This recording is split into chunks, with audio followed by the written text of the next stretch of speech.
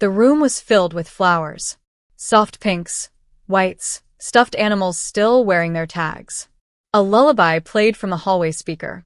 My daughter had just been born, a miracle after 3 years of trying.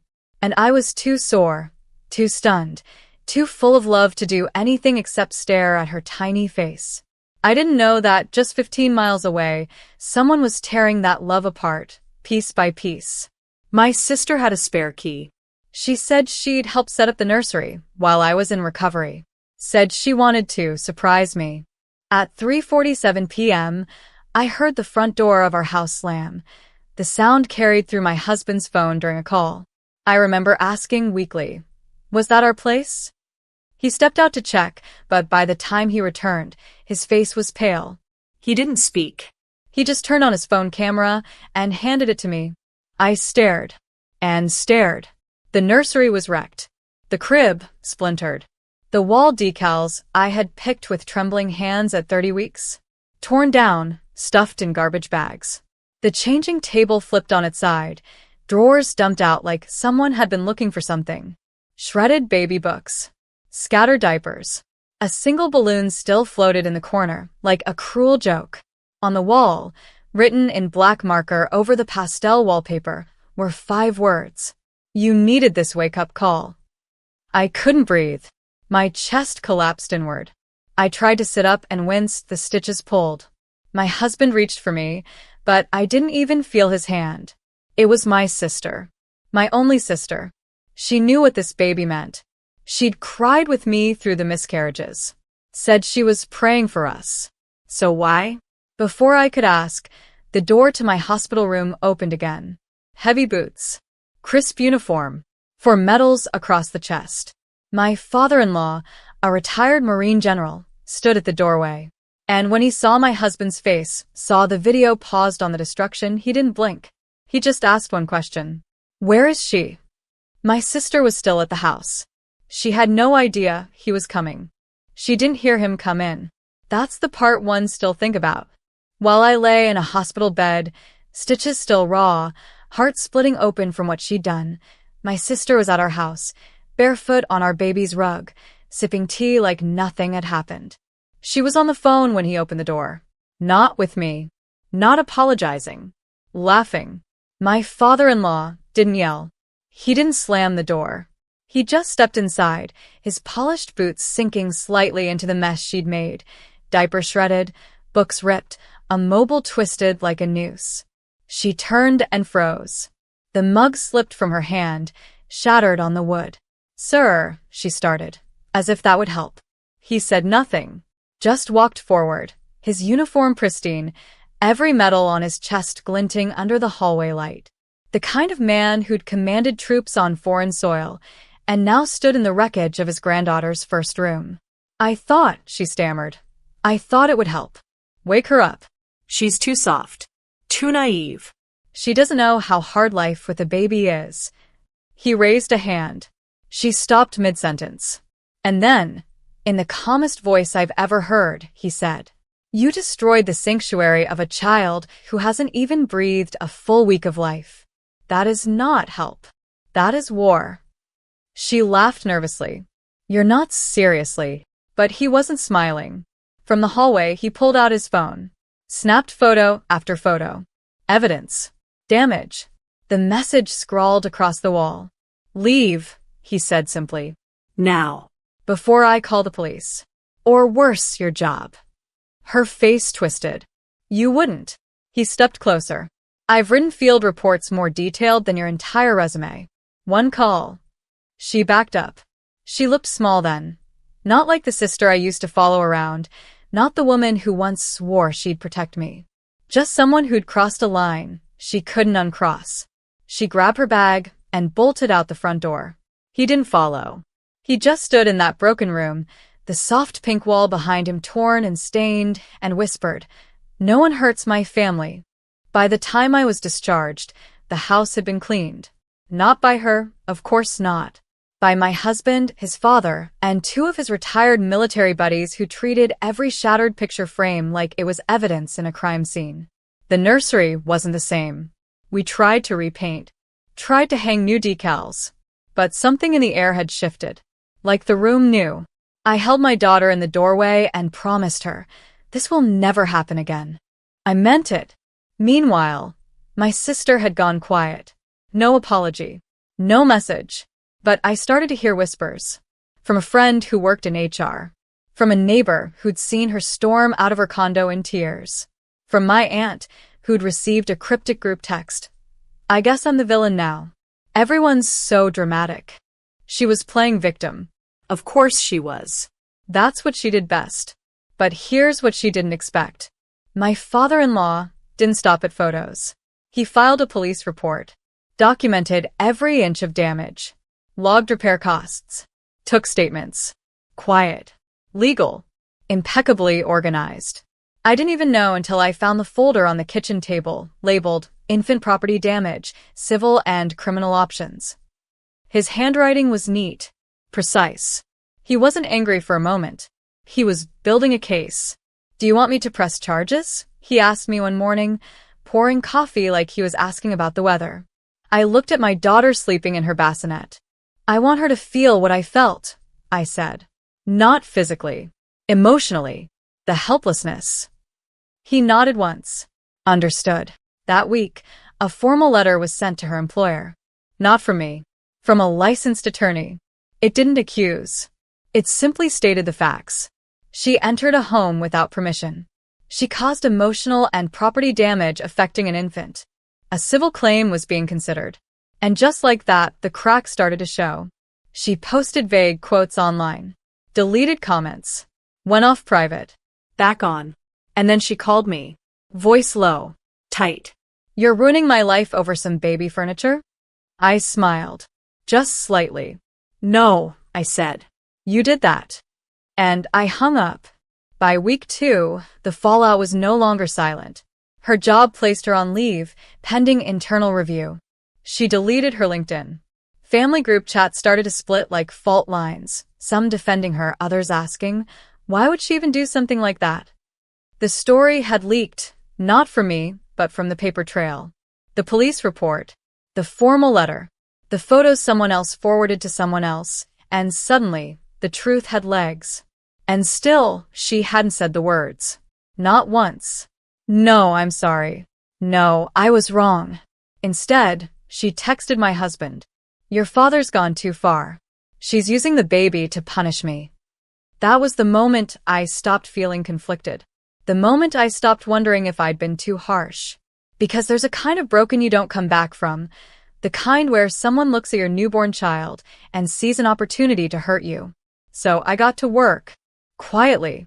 Intentionally. The baby registry company had security footage from the day she walked in and canceled half the items we'd ordered in store.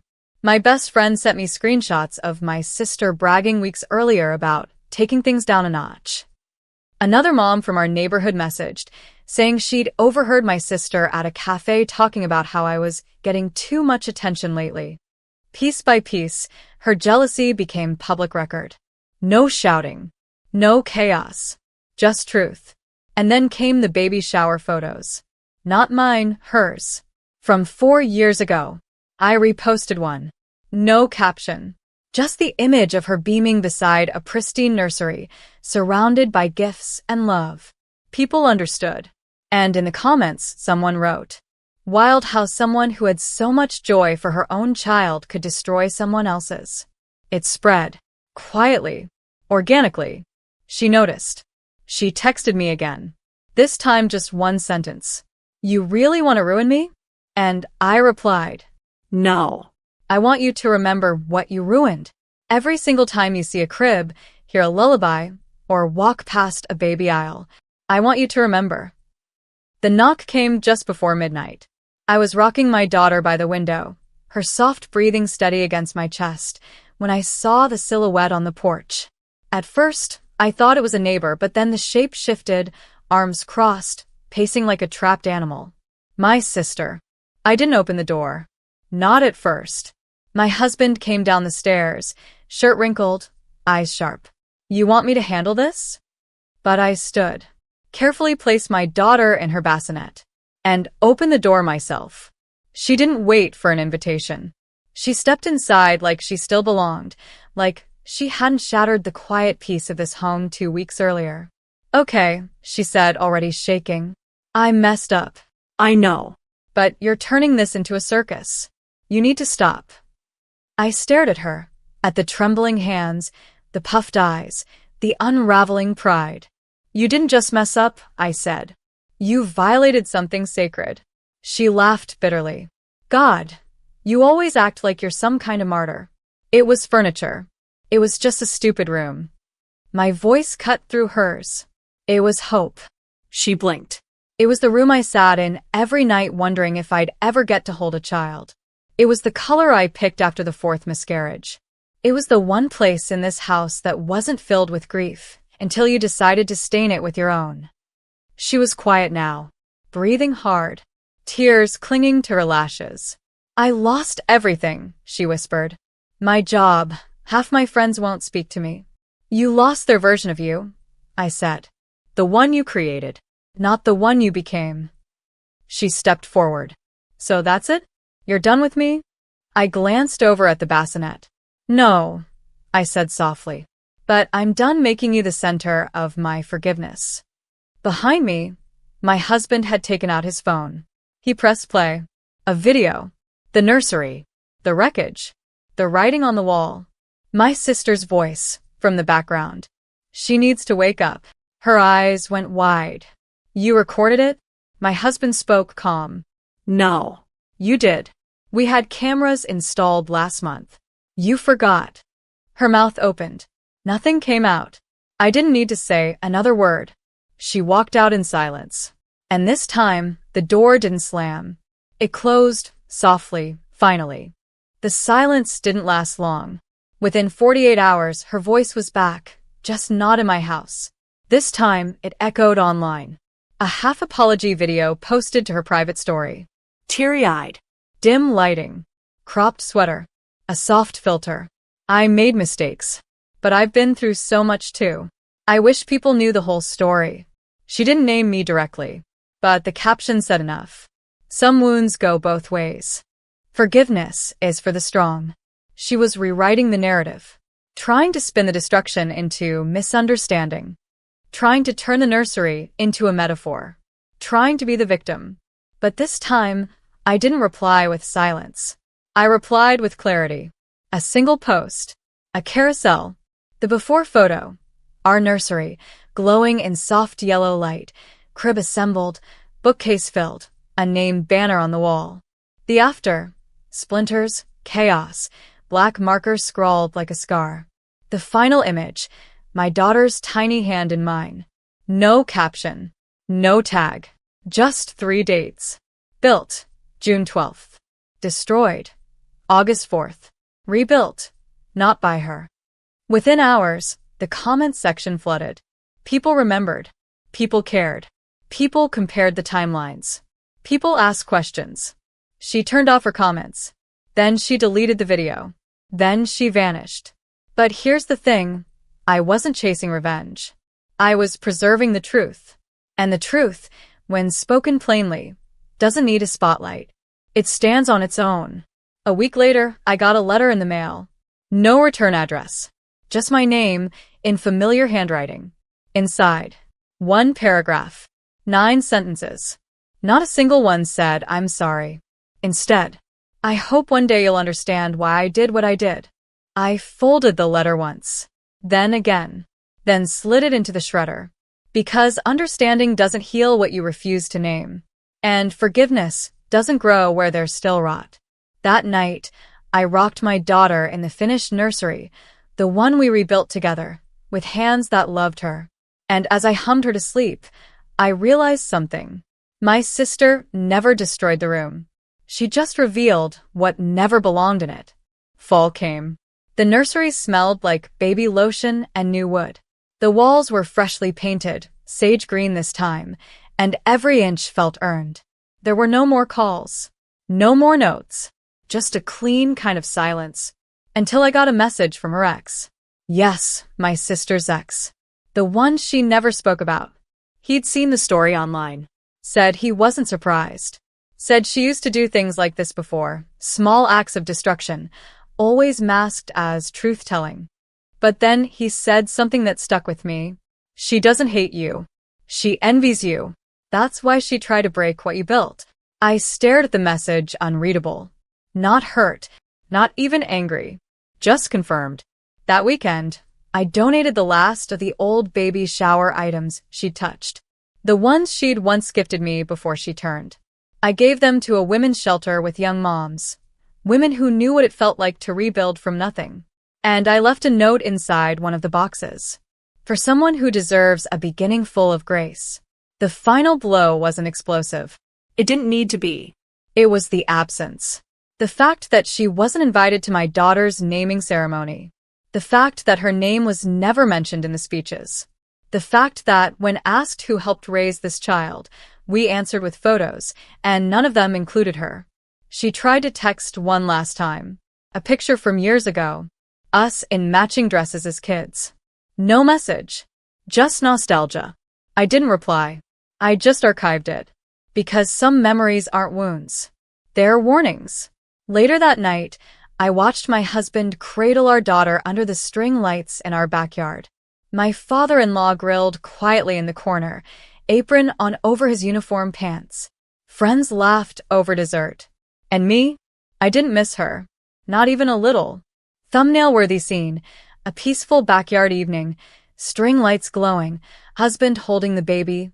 Narrator watching with a quiet smile, while an old photo of two little girls in matching dresses lies folded on a nearby table, untouched. The first birthday came fast. I held my daughter as the candle flickered on her tiny cake. One flame. 1 year. One lifetime away from the day my sister tore everything down. The room was filled with softness, warm lights, laughter, baby giggles. No black markers. No broken cribs. Only people who had earned the right to be here. My father-in-law stood in uniform by the kitchen, not because he had to, but because he wanted to. He toasted with sparkling cider, raised his glass, and said, "To beginnings that no one can steal." We all clapped. But me? I watched the doorway and felt nothing. She wasn't there. No text. No surprise appearance. No final apology. And that was the justice. Not revenge. Not chaos. But her absence. She had removed herself from the narrative. And I'd stopped editing her back in. The baby slept that night wrapped in a handmade blanket from one of my husband's old friends, a Marine who'd driven 4 hours just to deliver it in person. On the tag was a note. Built stronger. Because she's worth it. Later, I sat by the window, alone, moonlight pooling across the nursery floor. I opened a small box, the one that held what was left of that first wrecked room. A piece of wallpaper. A corner of the old mobile. I thought I'd feel something. I didn't. Just peace. Just silence. The kind you earn. Because, in the end, she didn't ruin me. She revealed herself. And I let her go. So now, when I tell my daughter stories about strength, I won't talk about revenge. I'll talk about rebuilding. I'll tell her how love doesn't always roar. Sometimes it just refuses to move. And I'll remind her of one thing. That on the day someone tried to break her story before it began, her family stood, while the destroyer walked herself out. I only came home to grab a charger. That's it. A 5-minute stop. But when I opened the gate, I was met with a deafening congratulations. Confetti. Laughter. Flashbulbs. Over 100 people in my backyard, drinks raised, music blaring. A huge glittery banner stretched across the patio. He asked. She said yes. I froze. Everyone smiled like I was interrupting. That's when I saw my sister, Alicia, wearing a long white dress and holding up her left hand, ring first, like a trophy. Beside her was her boyfriend-turned-fiancé, Derek, already popping another bottle of champagne. My mother walked up to me, wine glass in hand, grinning ear to ear like she was starring in a movie she'd written herself. "It's your sister, baby. Isn't it wonderful? She's engaged." I stared at her. My keys were still in my hand. My charger, still in the glove box. Then she said it, casually like she was discussing weather. Oh, and we took a $17,000 loan in your name for the engagement party. Surprise. Consider it a gift to your sister. My name is Naomi. And from wherever you're watching this, stay with me. Because this story, this betrayal, it didn't just change my life. It showed me how fake love wears the prettiest smiles. Have you ever realized you were just a wallet with legs to the people you thought were your family? I didn't scream. I didn't throw my glass. I didn't ask how they had the audacity to use my credit, forge my information, and still expect a thank you. I just stood there, blinking. The music was too loud. People were taking selfies behind me like I was invisible. But my silence wasn't surrender. It was strategy. I turned, walked back to my car, sat inside, and pulled up the banking app. There it was, a loan I never approved, taken out with my name and social security number. Co-signed? No. Forged? Definitely. The lender? A local credit union.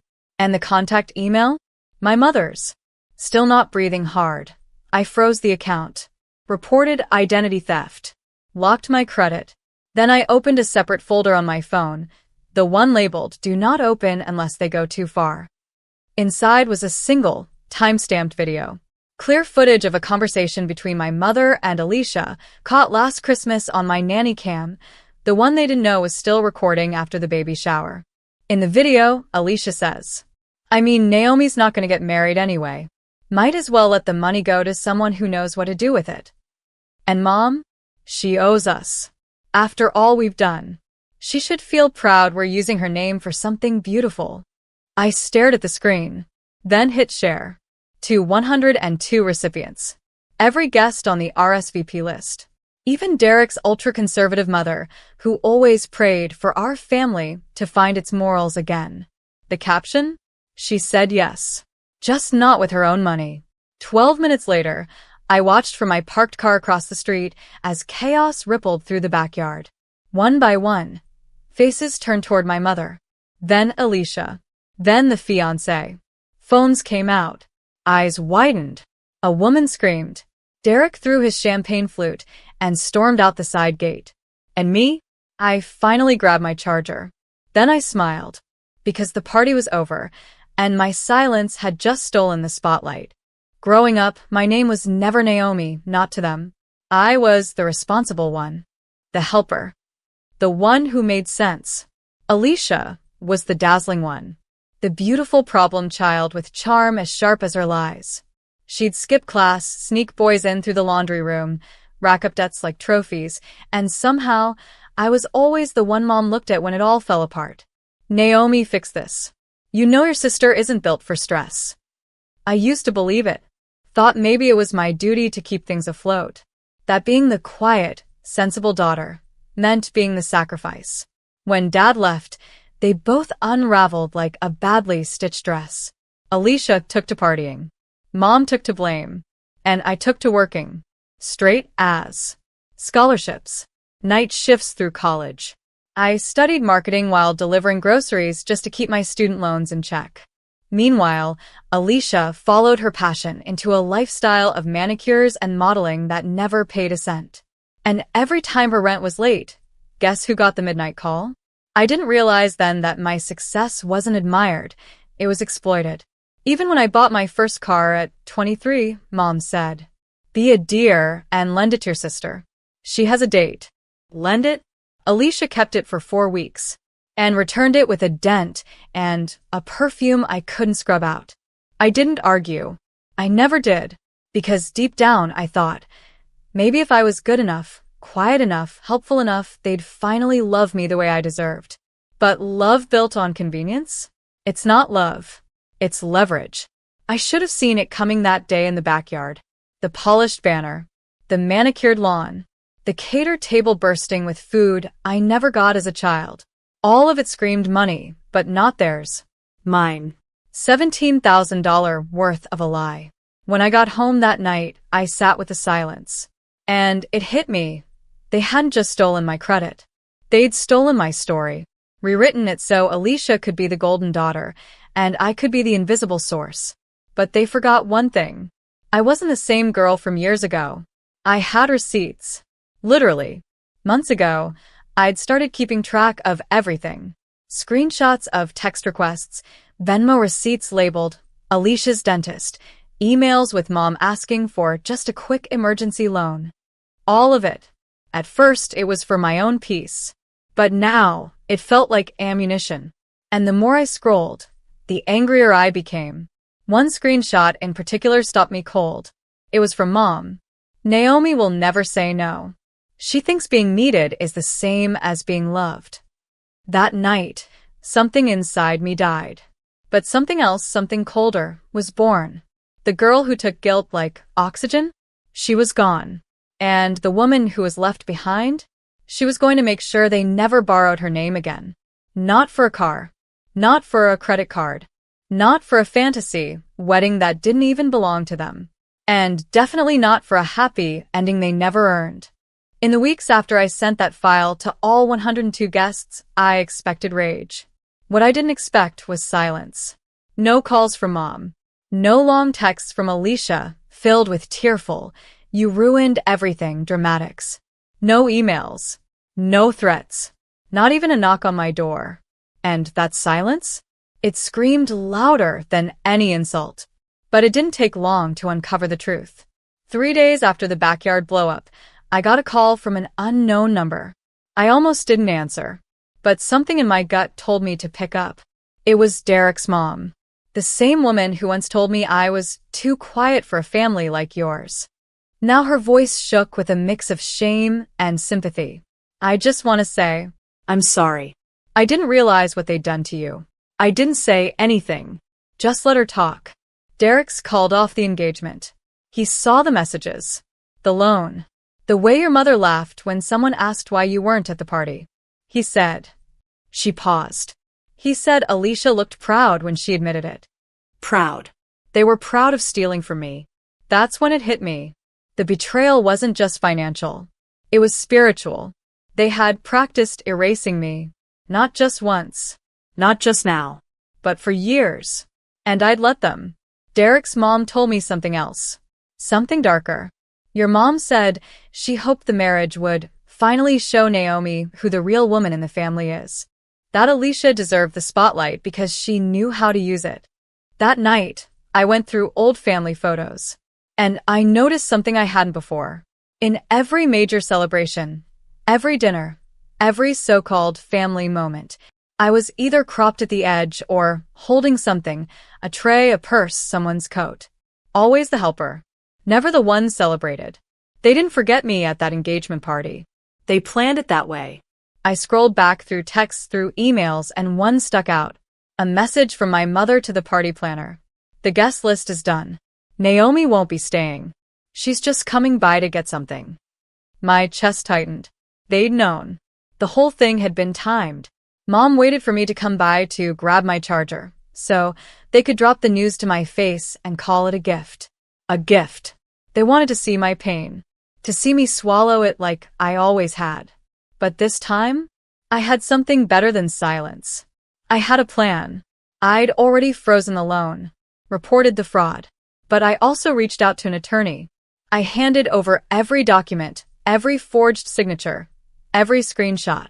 It was more than enough to launch an investigation. But I didn't stop there. I contacted the party vendors, the caterer, the planner, the florist. Each of them had contracts signed digitally, with my forged name, on my behalf. And under the Fair Credit Reporting Act, that was identity theft. The next move wasn't revenge. It was accountability. Because they hadn't just used me. They depended on the belief that I would stay silent. They forgot I'd grown teeth. They forgot my silence had always been grace, not permission. It started with an email. To be specific, it started with a formal letter of fraud notification sent to the credit union that had approved the $17,000 loan. Attached were notarized affidavits, the police report I filed, and a statement from my attorney. But I didn't stop at legal. No, this wasn't just about debt. This was about exposure. Because people like my mother and sister, they don't learn through confrontation. They learn through consequence. So, step by step, I built a strategy, not of rage, but of quiet precision. First, I spoke to a former college roommate who worked in social media marketing. I told her I wanted to correct the public story my family had built, the fairy tale of the beloved, close-knit household they used to gain sympathy, favors, and money. She helped me put together a private blog post, loaded with evidence, screenshots of my forged signatures, text conversations where they admitted borrowing my info, and even clips from the nanny cam footage I hadn't yet shared publicly. The blog wasn't labeled as revenge.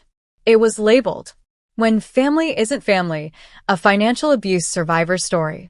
I sent it only to select people: vendors, family friends, a few journalists and local media who loved stories about unseen betrayals behind perfect fences. The response? Unbelievable. Within 48 hours, I had 4 podcast invites, 2 column requests, and a flood of support from people who had been used by their own relatives. But while the blog spread, I worked on something even more important: Operation Shutdown. One by one, I began reversing everything that had once tied me to my mother and sister. Phone plan? I'd been paying the family plan for 4 years. I canceled it. Streaming accounts, utilities, Amazon Prime tied to my card? Gone. The used Honda Civic that Alicia had borrowed 2 years ago? Still registered under my name. I reported it stolen. The joint savings account Mom had begged me to keep just in case. Emptied. Closed. But the most brutal move was also the simplest. I changed my number. That was the first time I cried, not out of grief, but from the clean break. The freedom of not waiting for a notification that would ruin my day. Meanwhile, their world started to crack. Alicia's wedding plans fell apart. Derek had disappeared.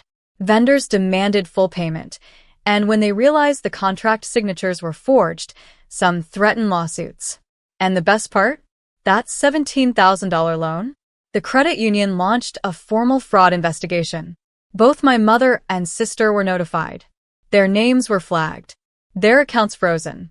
They were informed that repayment or potential criminal charges could follow. Still, I said nothing. Because the louder they screamed into silence, the more the world started asking the same question I once did.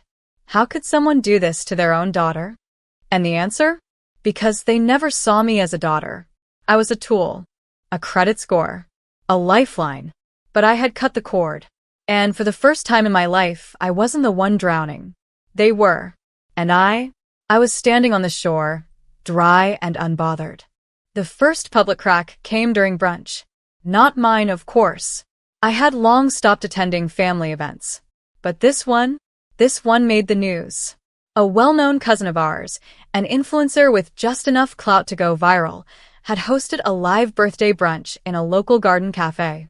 My mother and Alicia were invited.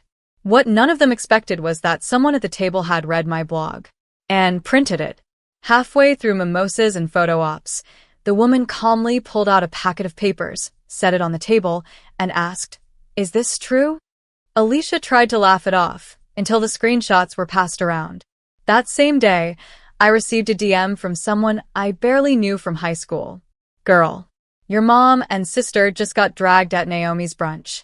Everyone's talking about it. You okay?"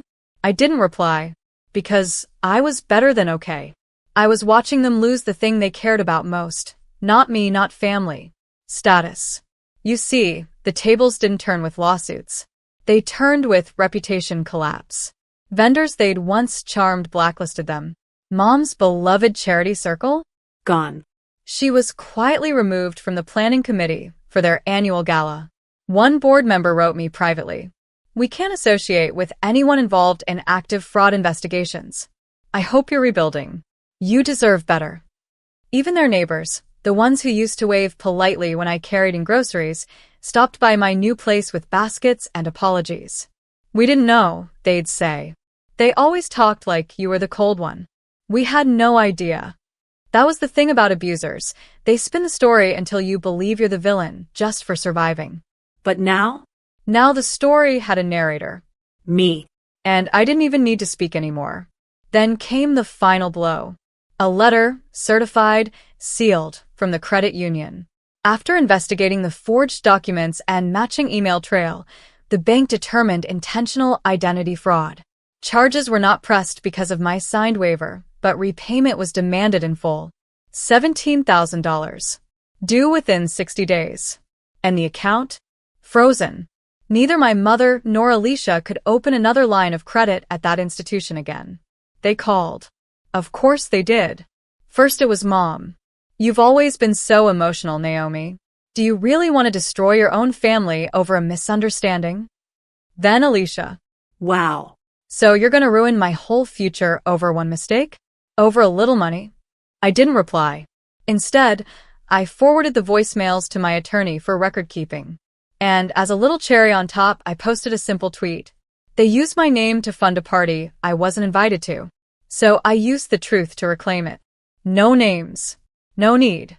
Anyone who knew knew. And the rest? They asked me to speak on their podcasts, to write for their platforms. One even offered me a book deal about financial abuse within families. And me? I said yes. Because the thing about tables turning? Once you stop apologizing for standing, people finally see who's been sitting on your back the whole time. The first eviction notice came a month later. Not for me, of course. For them. The house, the one they'd turned into their castle of lies, was never really theirs. It was Dad's. He'd left it to be shared equally between us after the divorce, but they'd never told me that. They assumed I'd never ask. Assumed I'd never check the will. They were wrong. After the fraud case closed, my attorney filed a motion for property division. Quietly. Legally. By the time they were served, it was too late to cry foul. Mom called. Naomi, you wouldn't dare. But I would. And I did. I'd given them 30 years of my life, and they'd handed me back dust. The judge sided with me. Given the evidence of financial abuse, identity theft, and will concealment, I was granted full ownership of the house. They had 30 days to leave. Alicia went live on social media that night, sobbing in candlelight. My sister kicked us out. We're homeless now. The comments? Brutal. Because by then, the truth had outpaced her lies. People dragged her for months, reposting screenshots, mocking the fake crying, reminding her what she and Mom had done. One comment under her viral breakdown said, "You threw a party with stolen money. Now you're crying that the cake melted? Please." Mom disappeared from public life entirely. The charity circuit cut her off. The friends she bragged to? Gone. Even her church group, the one she'd once ruled like a queen, voted to remove her from leadership. She texted me once. "I miss when we were a family." I stared at the words, then deleted the message without responding. Because what they called family was just control dressed up in tradition. I didn't miss it. I didn't miss being the unpaid therapist, the emergency ATM, the coat rack at every party. I didn't miss watching my accomplishments repackaged as their generosity. They thought I'd be too kind to fight back. But kindness doesn't mean weakness. And survival doesn't need their permission. The week they moved out, I went to the house, now legally mine, and stood in the silence they left behind. There were stains in the carpet, holes in the walls, dents in the cabinets. And still, I smiled. Because I knew no matter how ruined the shell was, the foundation was mine now. I called a contractor, hired a crew, not to rebuild the past, but to build something I had never been allowed to have. A space where I wasn't erased. And as for Alicia, she bounced between friends' couches and sad little Instagram lives where she begged for donations to reclaim her life. But people weren't buying her fairy tale anymore. She'd spent too long pretending her crown was earned. Now, without stolen gold, it slipped. And me? I got the house.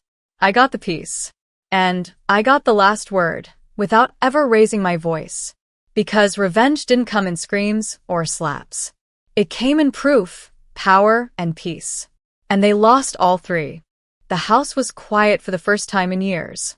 Not silent with tension or echoing with blame, just quiet. A kind of peace I didn't know a building could hold. I painted the walls, white and warm gold. Tore down the awful kitchen wallpaper Mom swore was charming. Removed the heavy curtains. Let sunlight flood the living room. I changed the locks. Not just physically, but spiritually. This was my space now. Every floorboard, every squeaky stair, every scar in the drywall had meaning. I kept one, just one, mark by the back door, a scuff where I once dropped my books in high school after running late from a double shift. That scratch reminded me of the girl who kept going when nobody clapped. The girl who held up a collapsing house and was called selfish when she finally stepped outside. I started working from home full-time.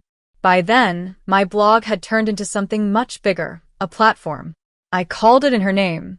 It was for women who were financially exploited by their own families, women who were taught that being loved meant being used. We ran articles, webinars, and resource lists. Within 3 months, I was invited to speak on a national panel about intergenerational financial abuse. A quiet movement was building, and my inbox overflowed. One woman wrote, "I thought I was crazy, but after reading your story, I realized I was just surviving." Another shared, "You helped me file my first fraud report. You saved my credit. You saved me." That did something to me. The same way my family once drained me, these women restored me. For the first time, I wasn't the helper out of obligation. I was the leader by choice. I invested in myself, hired a financial coach, built an LLC, launched workshops, booked a literary agent. And then one morning, something strange happened. I got a call, a number I didn't recognize. I answered cautiously. It was Derek, Alicia's ex-fiancé. "Naomi," he said, his voice heavier than I remembered. "I read everything. I didn't know the truth back then, and I'm sorry." I paused. "You believed the loudest voice in the room." "I don't blame you," I said. Still. "I should have asked you what happened, not just smiled and toasted." I didn't need his guilt, but I appreciated the growth. Before he hung up, he said, "I hope you know, your story changed how I see everything." I did know, because I had changed too. I wasn't angry anymore. Not constantly. Grief still visited sometimes, especially on quiet nights, or when I passed people hugging their moms at brunch. But grief didn't own me. I did. I bought myself a new car. Nothing flashy, but mine. And this time, no one else had the keys. I threw myself a birthday dinner, my first one in years. 10 women came. All survivors, all warriors. We laughed, toasted, cried. One of them raised a glass and said, "To Naomi, for showing us that leaving isn't the end. It's the beginning." I didn't walk away from my family. They walked over me. And I just stopped lying still. It was a Sunday morning when I saw her again. My mother. Outside the community center where I was speaking at a local event, Healing After Financial Abuse. I hadn't seen her in person since the house transfer. She looked smaller. The kind of small that isn't about weight, but about dignity lost. She stood by the sidewalk holding a box of photos, old ones. Me as a baby, as a teen, the diploma picture she never framed. I walked past her. She called out, "Naomi, please." "Just listen." I stopped. Not out of softness, but out of curiosity. I turned and said nothing. "I know I can't undo what we did. I know we hurt you. I miss my daughter." I stared at her. Then I said, calm and clear, "You didn't miss your daughter. You missed your access." She blinked. I continued, "You missed the credit cards. The free rides. The blank checks. You missed the silence that let you sleep at night while I stayed up budgeting groceries you said were a privilege." Her eyes watered. But I didn't stop. "I rebuilt myself from the ground you buried me in. So no, you don't get to walk back in just because the wind changed direction." She whispered something I'll never forget. "But you're still my blood." I smiled softly. "Blood makes you related. Behavior makes you family. And yours made you a stranger." Then I walked inside. And that door? It didn't just close behind me. It sealed. The room was packed. Women, allies, community leaders. I shared my story, not as a victim, but as a survivor with power. I told them how I was once the helpful one, the forgotten one, the backbone everyone stepped on to dance, and how I stopped letting them. The applause afterward wasn't just polite. It was sacred. Afterward, a teenage girl came up to me, voice shaking. "I read your blog. It helped me tell my dad to stop using my name for loans." I thought I was wrong until I saw you. That girl? She was why I did this. Not revenge. Not fame. But so women like her never feel alone in the storm their families made them walk through. I went home that night, my home, and curled up on the couch with tea. My house was finally how I'd imagined it. Warm, soft, safe. The doorbell rang once more. A small envelope sat on the step. No return address. Inside, a wrinkled note. We sold the ring. Alicia moved to another state. I'm alone now. You won, Mom. I folded the paper neatly, slid it into a drawer. Not out of sentiment, but to remember that peace is earned, not gifted. She was wrong, though. This wasn't about winning. It was about waking up.